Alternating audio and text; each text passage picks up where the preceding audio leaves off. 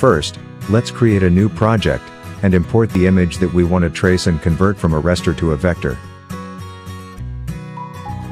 Go to File, Place.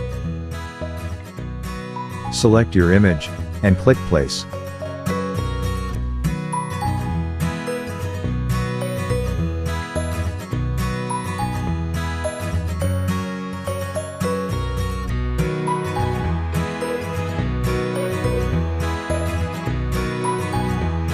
Now, go to Object, Image Trace, and Make. On the above, under Preset, select 16 colors. This will let you